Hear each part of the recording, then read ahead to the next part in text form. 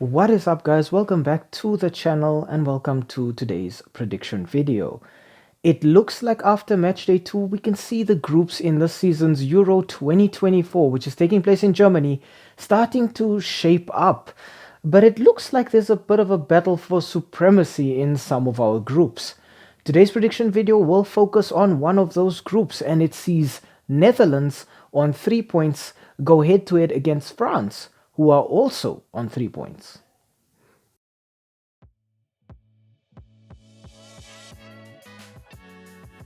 We start off our team analysis with the Oranje.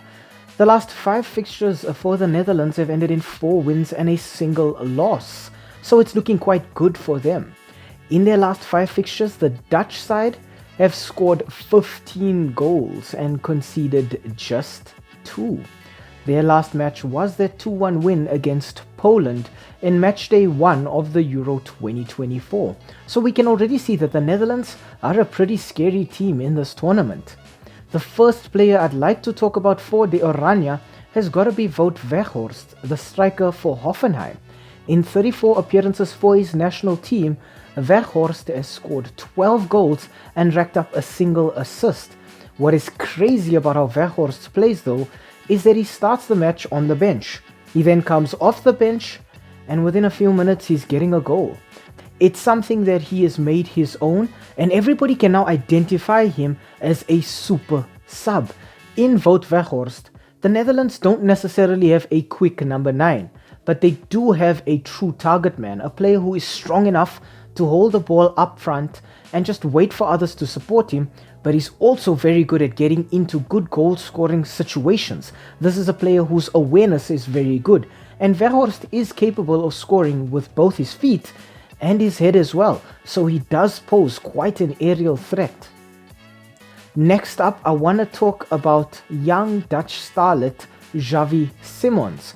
In 15 appearances for the Dutch national side, Xavi Simons has so far just gotten a single goal. But I think with Xavi Simons, we can see this is a young player who's very dynamic. He's setting the world alight right now with his talent. This is a player who currently has Europe's top sides fighting over his signature. He's currently playing for Red Bull Leipzig in Germany, but he's on loan from Paris Saint-Germain. Incredibly, he started his career off at Barcelona's youth academy, and the Blaugrana are kicking themselves for having let him go. Xavi Simons is such a fluid player. He's able to create good moves with his movement, with his passing range. He's able to score very good goals. This is a player who's constantly looking for chances to get at the opposition defense and create chances. And finally, I want to talk about Virgil van Dijk. In 69 appearances for the Dutch national side, Virgil van Dijk has scored 9 goals. Now, from his time at Liverpool, we know that Virgil van Dijk is a very solid and stable defender.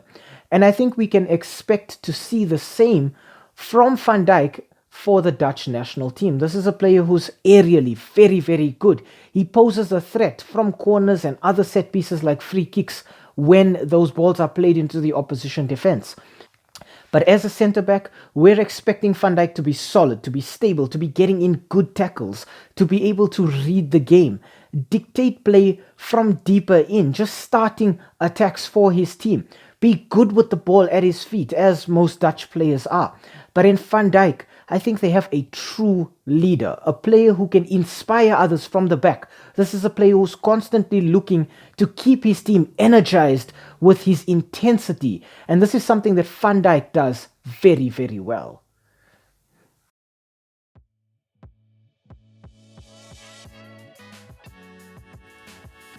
When we look at France, the last 5 fixtures for Les Bleus have ended in 3 wins, 1 draw and 1 loss.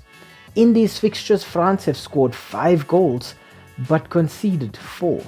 So it's looking like a bit of a mixed bag of results for the French national team right now. Thankfully, their last match was that 1-0 win against Austria on matchday 1. It was a match that they had to fight very, very hard for, and there were some casualties in the French side, but it was a win that was very, very valuable to them. The first player I want to talk about France here is going to be Olivier Giroud. Now, Giroud is still on the books of AC Milan, but I think we're expecting to see him playing in the MLS from next season onwards. In 48 appearances for his national team, Olivier Giroud has scored 17 goals and racked up 9 assists. In Olivier Giroud, France have a true number 9 target man. This is a player who, like Weghorst, can hold the ball up, can just sort of keep it in possession for the rest of his team to move up and just support his play. But if crosses are played into the box, you can expect to see Giroud flinging himself at the ball because he is a very, very good header of the ball. I think with Giroud as well, this is a player who's not very fast, so I don't expect to see him sprinting much. I don't expect to see much dynamic movement from Giroud, but I do expect to see Giroud taking up good spots in the opposition box, waiting for the ball to get to him, just waiting for that opportunity to pounce and hit the back of the net. Next up, I want to talk N'Golo Kante. Now, in 45 appearances for the national team, N'Golo Kante has scored 4 goals and racked up 6 assists for France. He's currently employed by Al Ittihad in the Saudi League, and I think a lot of people were surprised with his inclusion in the squad. But on Matchday 1, N'Golo Kante proved that he still has what it takes to operate at the highest stages. This is a player who has bags of stamina. You can look at the first minute and look at the 90th minute and you will still see N'Golo Kante running with so much stamina and endurance in him. This is a player who I think is the typical workhorse, and that is exactly what I felt that this France team needed. They have so many players who can just make good moves off the ball, but in N'Golo Kante you have a player who can win the ball back, who's not afraid to keep running and applying pressure to the opposition. And winning the ball back means that he can then recycle it to players who out wide are very creative. Players like Antoine Griezmann, Marcus Thuram, Ousmane Dembele, and Kyliann Mbappe. Finally, I want to talk France's goalkeeper Mike Maignan. In 43 appearances for his national side, Maignan has kept 16 clean sheets, but unfortunately conceded 52 goals. I think in Maignan, France have a very good goalkeeper. He's so solid on the box. He's a commanding presence. He is so motivational between the sticks. I think for his club side AC Milan, they got some of their poorer results when Maignan was not playing. So when he is on the pitch, the entire defense can take so much confidence from them. And I think that's exactly what's going to happen with France's defense as well.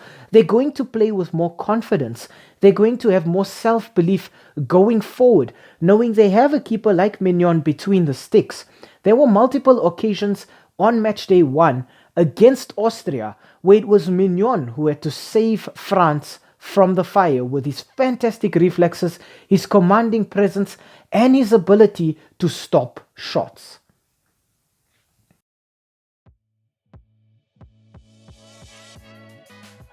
When we look at the head-to-head between these two sides, we can see that the last 5 fixtures between France and the Netherlands have ended in 4 wins for France and a single win for the Netherlands. En route to these results, France scored 12 goals, while the Netherlands scored just 4. Right now, I think that already paints a pretty pessimistic picture for fans of the Oranje. However, I think when we look at recent results coming into this fixture, it changes the narrative completely.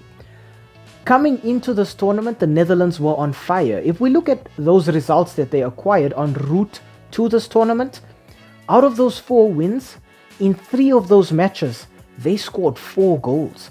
So they're not exactly a goal-starved team. This is a side who, if we look at their 15 goals in their last 5 matches, are scoring an average of 3 goals a game. You couple that with the fact that they conceded just 2 in their last 5 matches, and it now looks like they're barely going to concede any goals at all. But I think Netherlands have set up in a kind of formation and with a strategy where they starve the opposition of the ball, but they are so direct with how they play. They're so ready to get at you with players like Cody Gakpo, Xavi Simons, and Memphis Depay. These are all fantastic forward players who can play with the ball at their feet, but they're very fluid in how they play. They're also very dynamic off the ball. And I think that makes the job of players like Frankie de Jong so much easier. It is so easy to dictate play, to control the tempo of a game when your teammates are constantly moving and giving you options to pass to. When we look at France against Austria, they looked a little bit flat. Coming into this tournament with just 3 wins out of those 5 matches, it starts to look a little negative for them as well. It's difficult for France right now to nail down exactly what is going wrong with the team, but I think it's still a case of everybody playing too far apart from one another. Right now, the Dutch team is looking very fluid and very strong. This is a team that is so content to just control the game. France, on the other hand, look like they have an edge just on paper. They're struggling to get results. They're struggling to pinpoint the issues that they have. I think also knowing that Kyliann Mbappe was that casualty on Matchday 1 against Austria. He picked up a broken nose, and I think he's actually going to not feature in this match. I think he might feature on Matchday 3, but probably with some protective measures like a mask in place. But I don't see Mbappe playing in this one. Regardless, I think France have so many talented players on the bench. Players like Barcola, Ousmane Dembele, Antoine Griezmann. These are all players who can just change a game on their own. We've seen them do it countless times for their club, and now they need to do it for their national team as well. I think knowing that both sides are also now on 3 points going into this match day gives it an added bit of intensity. Both sides want to look to wrap up qualification as soon as possible.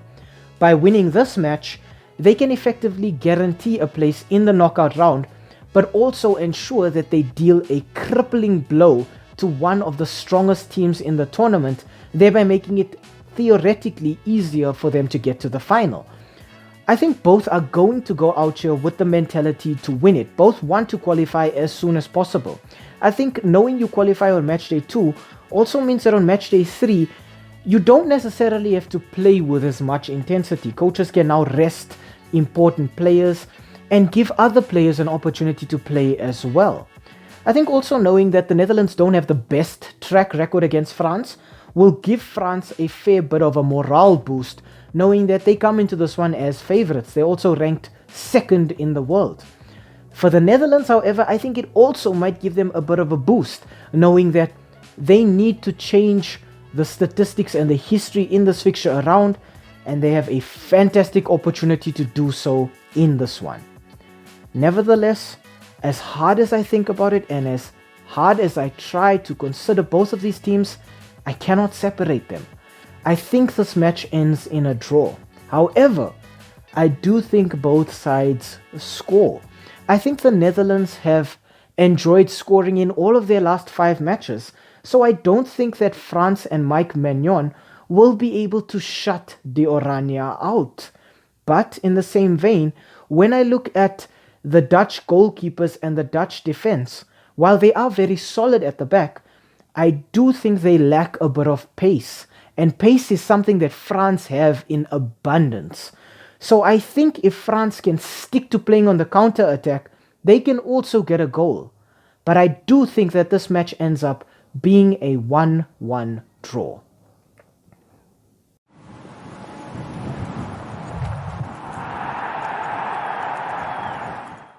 Hi, thank you for making it to the end of this video.